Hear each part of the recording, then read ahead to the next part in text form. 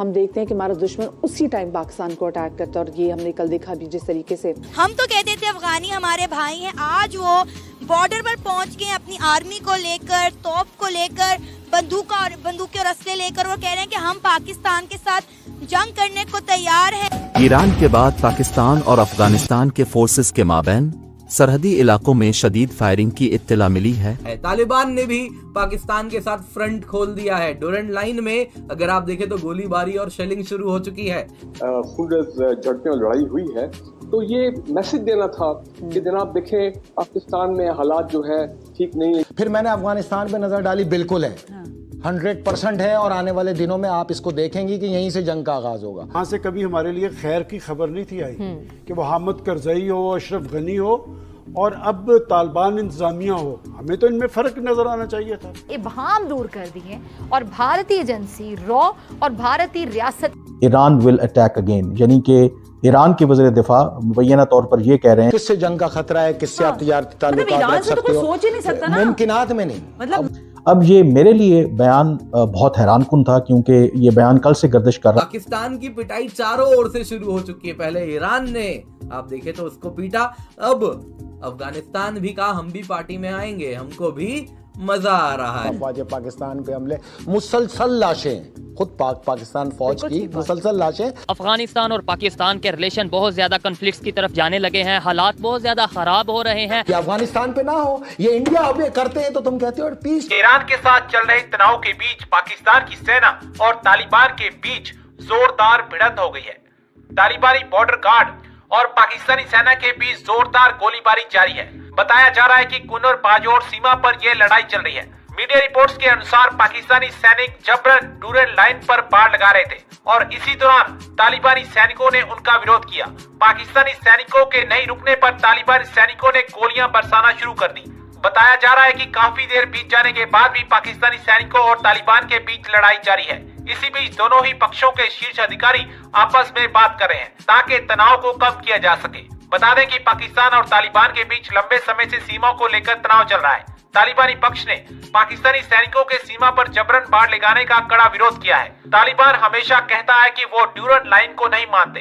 پاکستان کو یہ امید تھی کہ طالبان سرکار آنے کے بعد وہ آسانی سے افغان سیما پر باڑ لگا لے گی، لیکن ایسا ہوتا نہیں دکھ رہا. ہم تو کہتے تھے افغانی ہمارے بھائی ہیں، آج وہ بارڈر پر پہنچ گئے اپنی آرمی کو لے کر، توپ کو لے کر، بندوق اور اسلحے لے کر، وہ کہہ رہے ہیں کہ ہم پاکستان کے ساتھ جنگ کرنے کو تیار ہیں، یا ہم بچھ جائیں گے یا ہم بچھا دیں گے. کیا کہیں گے؟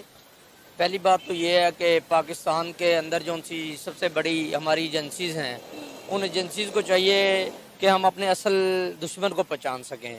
ہمارا اصل دشمن انڈیا جو سا ہے وہ تو ڈائریکٹلی دشمن ہے ہی ہے، لیکن کچھ دشمن ایسے ہوتے ہیں جو منافق ہوتے ہیں. ہم لوگوں کو کشمیر کی بجائے، انڈیا کی بجائے جو جنگیں ہو رہی ہیں ان سے زیادہ خطرہ ان سے لاحق ہو گیا ہے.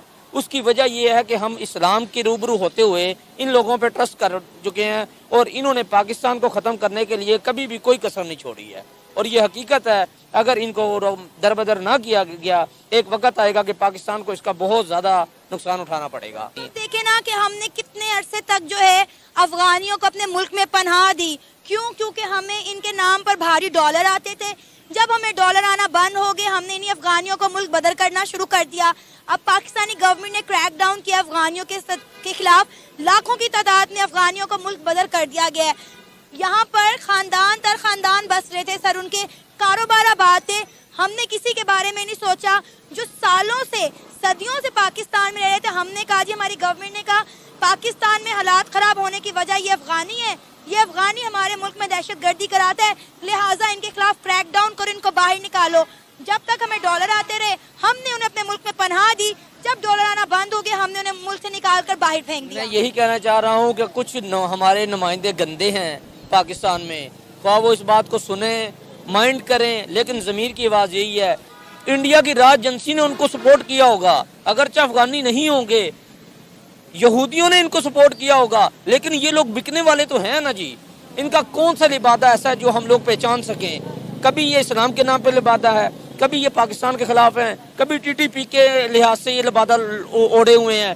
تو تو بہتر یہی ہے کہ ہم دو کو گنجائش دینے کی بجائے اس ملک کو نہ تباہ کریں، ان سب کو ختم کر کے واپس بھیج دیا جائے. سر اب وہ پہنچ گیا ہے نا افغان پاکستان بارڈر پر، افغان آرمی پہنچ گئی ہے اپنے توپے لے کر، اپنی ڈفرینٹ چیزیں لے کر، اسلحہ لے کر. وہ کہہ رہے ہیں کہ ہم کرنے کو تیار ہے پاکستان کے ساتھ جنگ، آؤ ہمارے ساتھ جنگ لڑو، یا ہم مار دیں گے یا ہم مریں گے.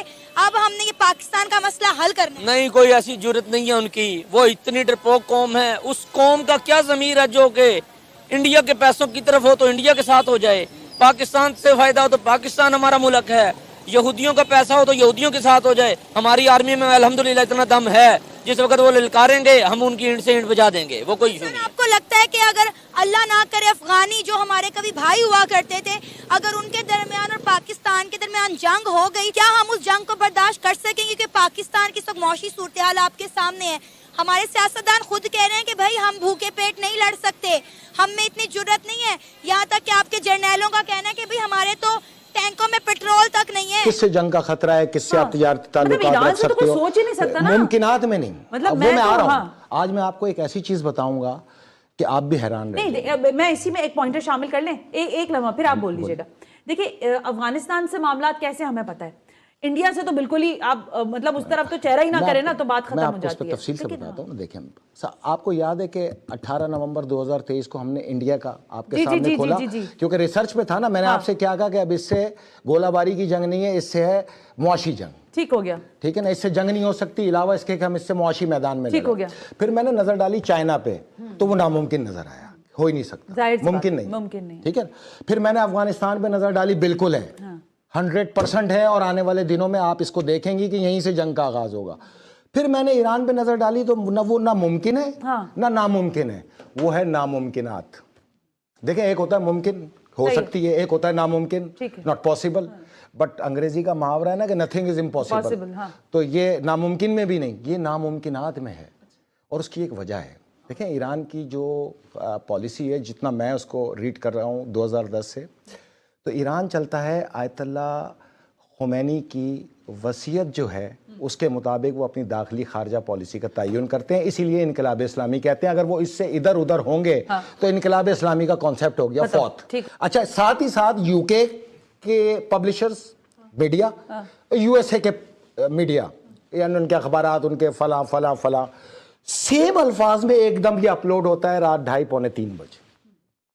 اور ٹھیک 3 بجے جو پی ٹی آئی کے حامی صحافی یو کے میں اور یو ایس اے میں پناہ لیے ہوئے ہیں، سی آئی اے کی اور MI6 کی، وہ ان الفاظ پہ پروگرام اپلوڈ کرتے ہیں، لیکن ان کی توپوں کا جو رخ ہوتا ہے وہ پاکستان کے آرمی چیف اور DGI SI ہوتے ہیں. غیرت بے غیرت، غیرت بے غیرت کی ایک جنگ چھیڑی جاتی ہے. حملہ کرو، جواب دو، ابھی دو.